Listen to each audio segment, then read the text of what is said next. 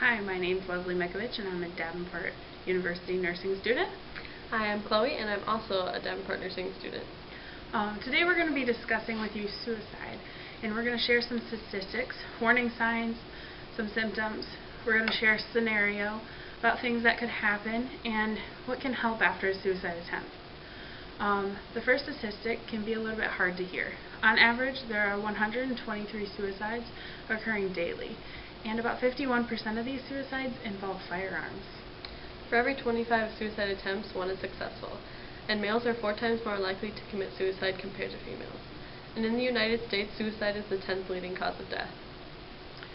There are some warning signs of suicide that include if a person talks about being a burden to others, or if they feel trapped, or feel like they have no reason to live. Their behavior becomes more risky. They engage in drugs and alcohol and begin to act recklessly. They sleep either too much or not enough. People will withdraw from activities that they usually enjoy. They act depressed or have a loss in interest. They can appear anxious, irritated, or aggressive. These are just a few of the warning signs and symptoms, but it's important to remember that if someone isn't acting like themselves or having behaviors that seem off to them, ask them what's going on. Explain to them that it's okay to be open and honest. Don't walk around the question at hand, but ask them directly if they're thinking of harming themselves or others. But remember, this isn't about you. It's not a time to call them selfish. Their safety is the top priority. So recently, mental health's been talked about a lot, and it can be helpful to a lot of people. People are working on stomping out the stigma of mental health. We have social media. It is being a big part of everyone's lives, as it plays a role in suicides and mental health. Many people being cyberbullied are having problems with friends or enemies online and being harassed in several aspects of their life. But social media is also helpful. It can provide support systems. It can share about the risk of suicide and the actions and responses of these situations. There have been several movies, TV shows, and books lately that have covered the topics, such as 13 Reasons Why, The Things They Carried, Les Miserables, Room, and Cyberbully. Although everyone has different views on if sharing of suicide is harmful or helpful, they can be good educational tools depending on the amount of sharing that they include. Chloe and I have watched the movie Cyberbully from ABC Family and have decided to do a role-playing scenario that wasn't included in the movie. It involves Taylor, who's a 17-year-old girl who's a victim of cyberbullying and bullying in her school. Taylor decided last night to take her life. She videotaped herself talking about why everyone was targeting her, and she posted it online. Her friends found the video. They called her mom and 911, and they went to Taylor's house. When her friend got into the house, she found Taylor trying to open a pill container but struggling. Taylor was stopped by her friend and mom and was taken to the emergency room. She was put in an observation room. She was seen by a doctor in the emergency department and was medically cleared. She has also been seen by her social worker. You will now see Taylor's interaction with her nurse. Come in. Good morning. My name is Leslie. I'm going to be your nurse today. Can you tell me your name and date of birth?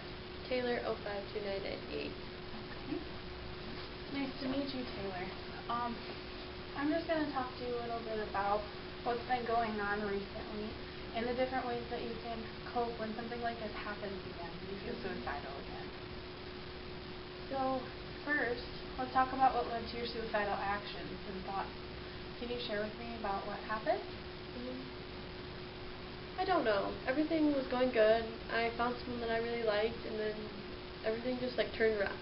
I don't know why it happened to me, why everyone hates me. I never did anything mean to them, and I try to be nice to people. And recently, people have been cyberbullying me, so I have to deal with it at school and online, so it follows me everywhere. And I feel like everyone hates me. I have no friends, and I just feel sad and anxious all the time. It sounds like a lot of stress and a lot of pain.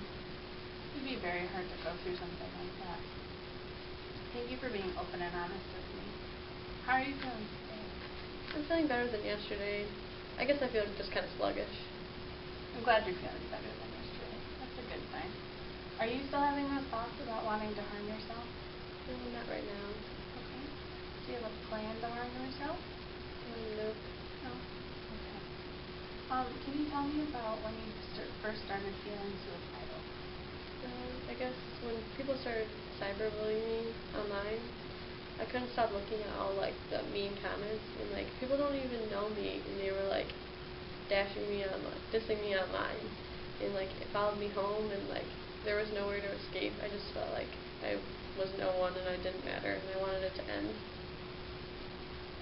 So if I'm hearing correctly, you're saying that everything was just piling up, ultimately ending with your suicidal thoughts and your actions.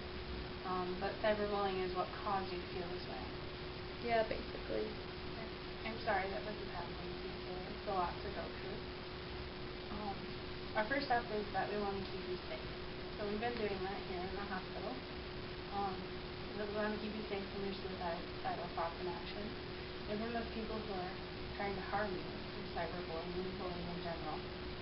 I'd like to talk to you about some coping skills. Have you ever heard of that word before?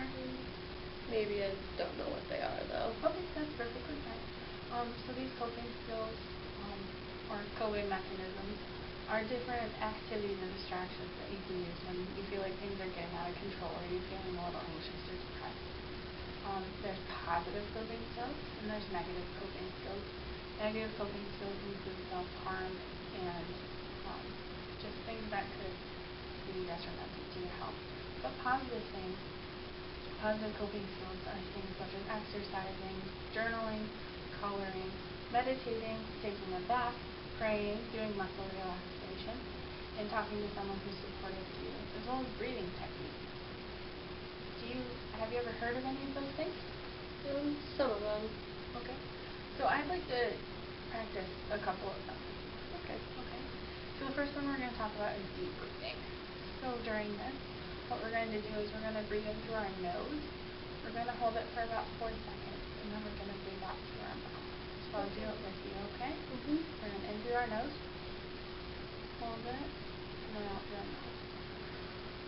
You can use this during before you go into school, before you take your test, even to clear your head before you make a comment at someone who's trying to harm you.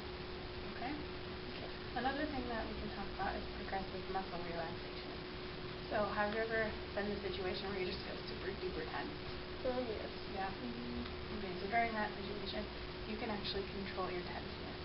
You can curl up your toes, you can switch up your face, you can create fists, and you can hold it for 8 seconds, and you can release that.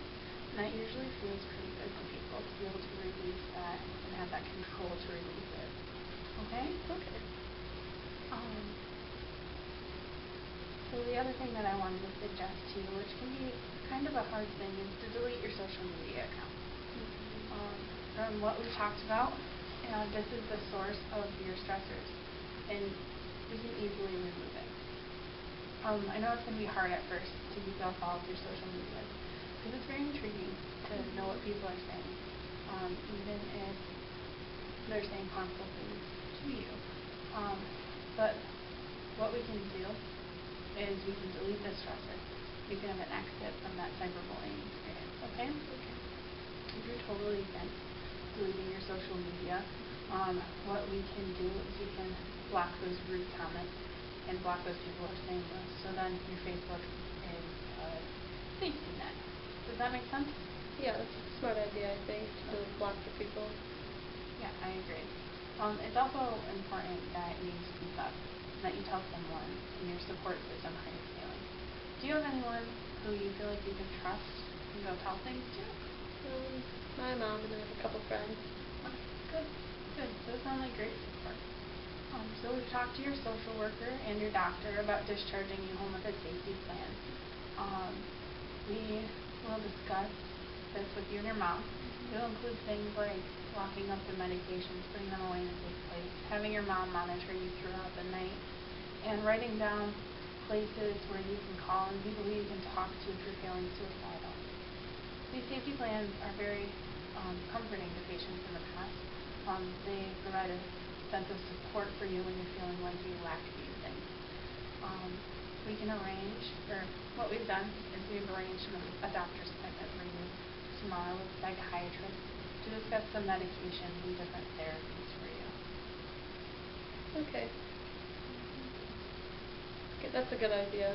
I don't want to feel like this low anymore. I didn't really want to kill myself. I'm glad to hear that. Thank you for being open and honest with me. I'm going to go get your discharge paperwork, and we can discuss some more community supports and answer any of your questions, okay? Okay, sounds good. We hope you enjoyed our scenario with Taylor from the movie Cyberbully. We wanted to discuss a few more aspects of suicide with you. We conducted a sad person scale on Taylor, and she scored a 2 on the scale of 10. The clinical actions for this rating are to send Taylor home with a follow-up appointment with a resource in the community. If suicide is completed, there are many different resources for the survivors or the family or friends of the person who committed suicide, such as support groups, call centers, or personal therapists. If you or anyone that you know is having thoughts of self-harm or suicide, there's a national suicide hotline number that's available 24/7 in an online chat room. The number will be provided at the end of the video. Thanks for watching.